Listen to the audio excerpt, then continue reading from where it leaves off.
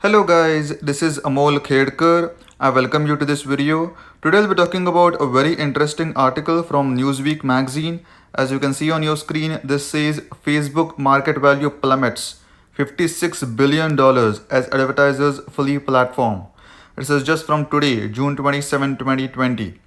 So yeah, Facebook has been really not that open with advertisers and even with other people regarding how it manages most of the things. So many advertisers are trying to flee Facebook, and they have legitimate concerns about how exactly Facebook handles the data. So even I share this feeling. So I will express my opinions in this article, and so don't forget to watch this video right till the end. And before we get started, please don't forget to subscribe to this channel, because nobody is going to give you a detailed analysis of worldwide topics on a daily basis like me. So please don't forget to subscribe. Let's get started. So Trump signs executive order targeting Twitter and other social media companies. So what Trump did is that there is like difference between what is posted on the social media sites and how much they can be held liable to.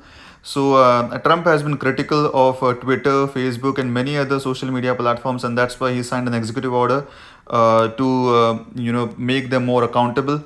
And that's exactly why many companies are leaving these platforms. So yeah, it's a very situation that is unfolding very fast. So I really wanted to give my take on this.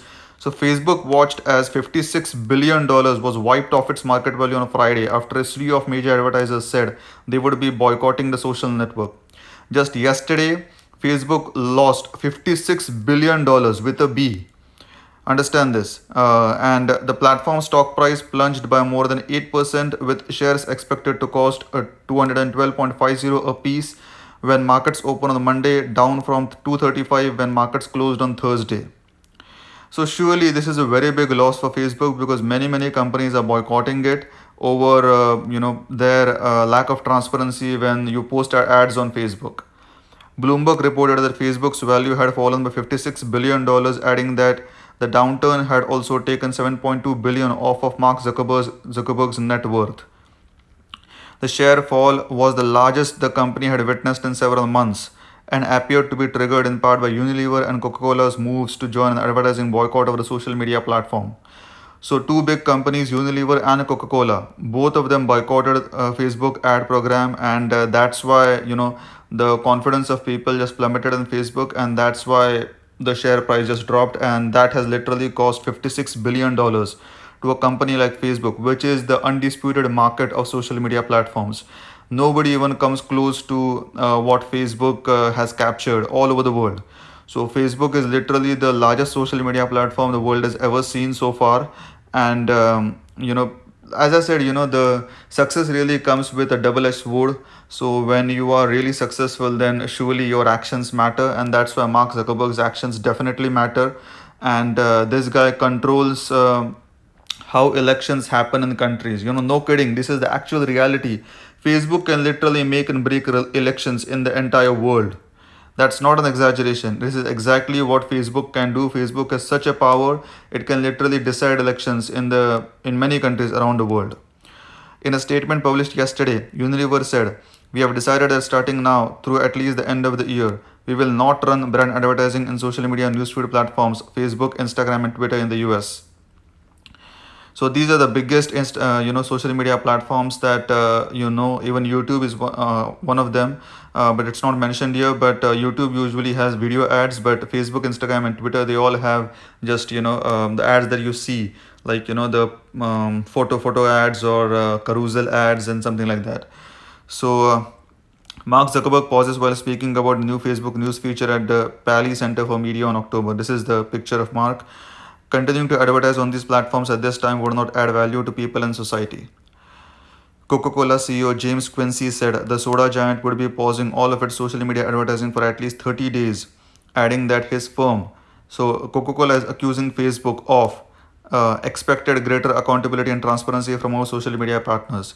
So Coca-Cola is saying that Facebook needs to have greater accountability and transparency with other companies, which Facebook is not having right now. Unilever and Coca-Cola were the latest to join an advertising boycott of Facebook, led by several civil rights groups, including the Anti-Defamation League, the NAACP, and Sleeping Giants. The campaign, dubbed Stop Hate for Profit, urges businesses to cease advertising on Facebook services in July and is critical of Facebook's record on policing its platform. Even I have experienced this sometimes. So I definitely do run a Facebook page on my platform, right?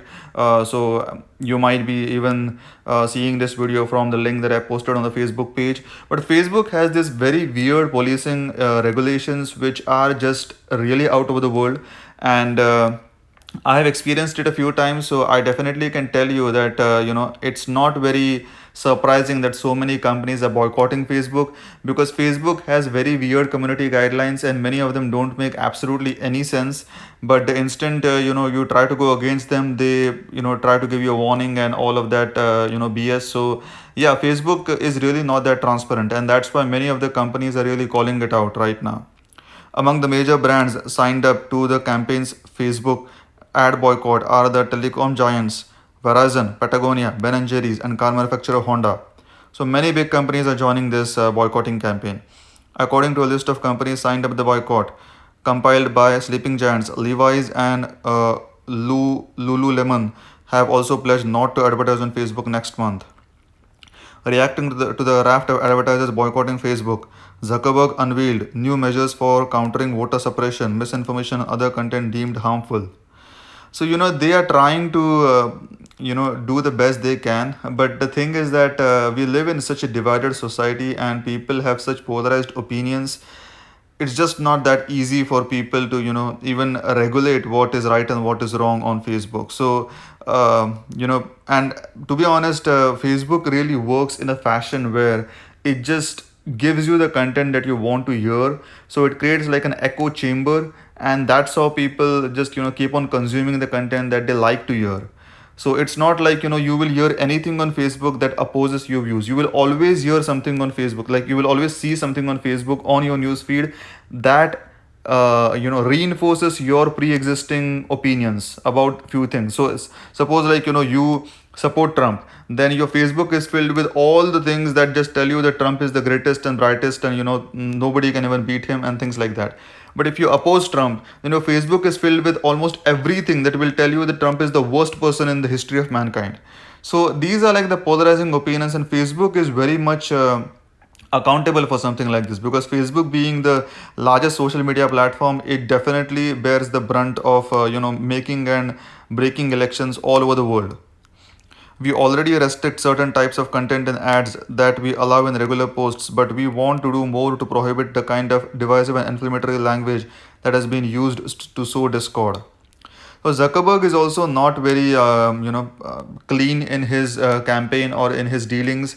So Zuckerberg has been accused of many shady practices, and Facebook in itself was accused of running fake ads in 2016 election, which got Trump elected. So Zuckerberg is definitely, he has his hands dirty in everywhere. So today we are prohibiting a wider category of hateful content in ads. He added that the company was specifically prohibiting claims that people of specific races, nationalities, and minority groups pose a threat to others under its advertising policy. The Facebook founder also said newsworthy content that would otherwise violate the platform's rules, including statements from politicians, would not be labeled and kept up unless it is cited voter suppression or violence. So this also refers to why Trump did not why Facebook did not boycott Trump. So there was a whole lot of backlash when Zuckerberg said that he is going to keep the the posts of Trump on the Facebook page, and many people literally went against Zuckerberg and said that you're doing this wrong, because Trump was just inciting violence, and even Twitter marked those tweets as manipulated media and divisive content and things like that. But Zuckerberg did not do that.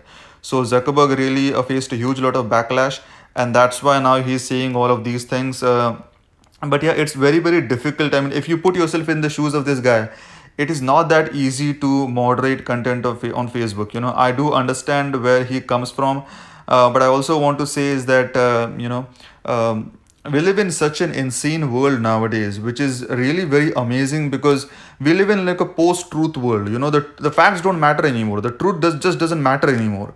All that matters is what is your opinion.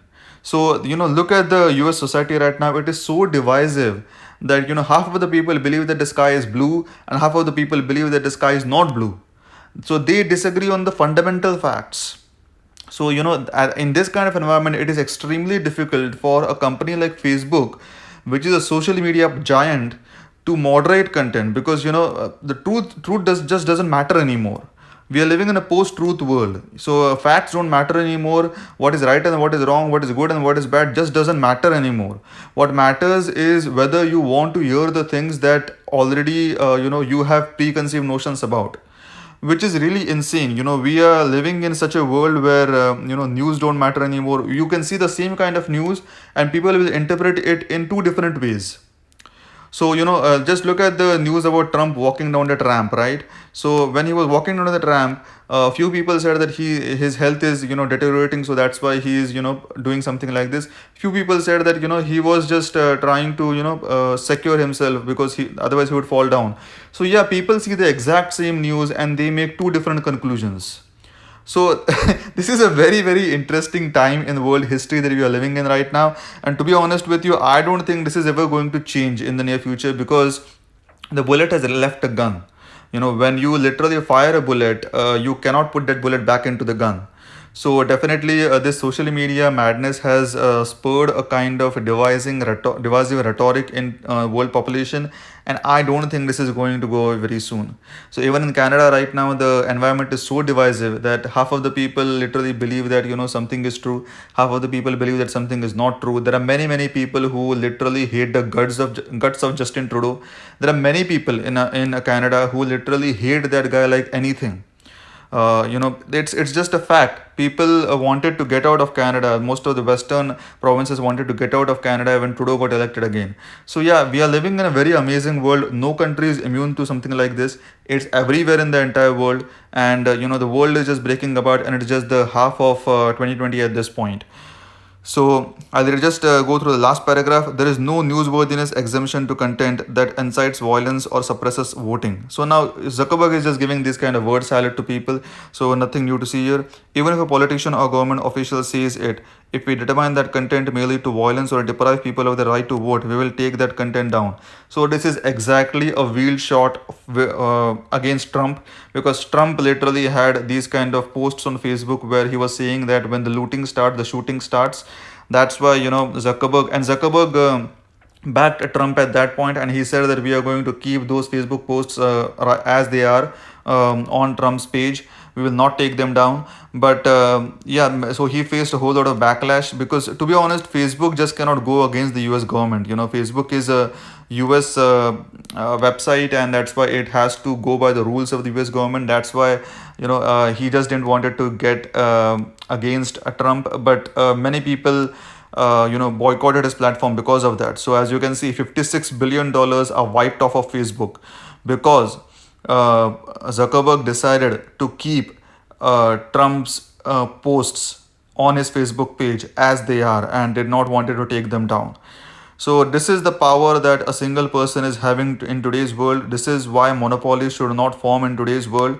And Facebook is really a very divisive platform, which gives you opinions in just one fashion. It does not give you two sides of the coin. It just gives you opinions on that, the opinions that you want to hear again and again.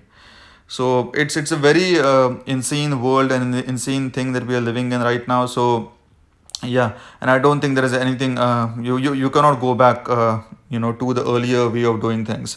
So I'll stop talking here. If you like my analysis of this article, please don't forget to like, comment, share, and subscribe to my channel for more videos like these. Thank you. Have a good day. Bye bye.